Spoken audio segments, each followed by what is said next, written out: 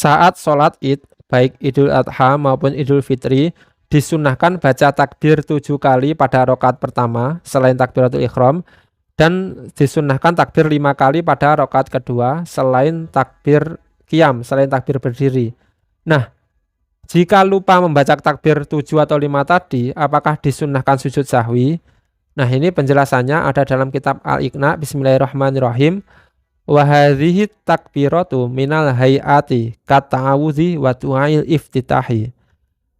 Takbir-takbir ini, takbir 7 pada rakaat pertama atau 5 pada rakaat kedua, itu termasuk sunnah hayat.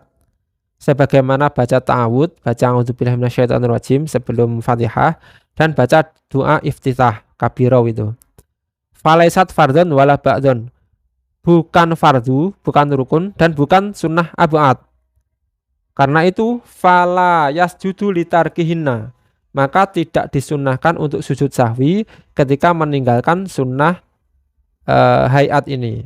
Ketika lupa tidak membaca takbir 5 atau 7, maka tidak disunnahkan sujud sahwi.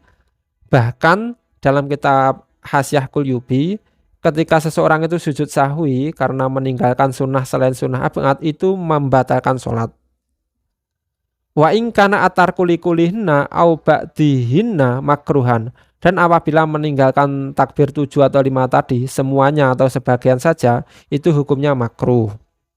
Wa yukabiru fi qadai sholatil idi mutlaqan li'annahu min hayatiha kama marra, dan tetap disunahkan membaca takbir 5 atau 7 tadi melaksanakan sholat id walau ketika qadha. Ketika sholat idnya di qadha, tetap disunahkan untuk takbir 5 kali atau 7 kali, karena itu termasuk hayatnya sholat.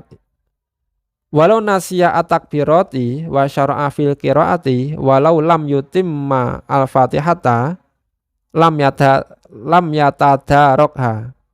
Dan apabila seseorang itu lupa membaca takbir 7 kali pada rakaat pertama atau 5 kali pada rakaat kedua, dan dia telah melakukan membaca surat Fatihah, lupa terus kemudian terlanjur membaca Fatihah, walaupun Fatihahnya itu belum sempurna, belum selesai, maka tidak diperbolehkan untuk membaca takbir. Tidak boleh mengulangi membaca takbir, nggak boleh. Karena apa? Karena ketika seseorangnya sudah talabus bi fardhi, ketika sudah melaksanakan rukun, itu tidak boleh mengulangi untuk melakukan kesunahan. Hukumnya malah bisa membatalkan sholat. Jadi jika nanti besok Idul Adha ada jamaah sholat id, ketika imamnya sudah Fatihah dan lupa membaca takbir 7 atau 5, maka makmum nggak usah baca subhanallah ya. Karena ketika imam itu malah balik membaca takbir, itu bisa membatalkan sholatnya. Walau tadzakkaraha ba'da ta'awudzi walam yaqra kabbaro. Dan ketika seseorang itu ingatnya setelah baca ta'awudz, kan disunahkan setelah takbir sebelum Fatihah itu disunahkan baca ta'awudz.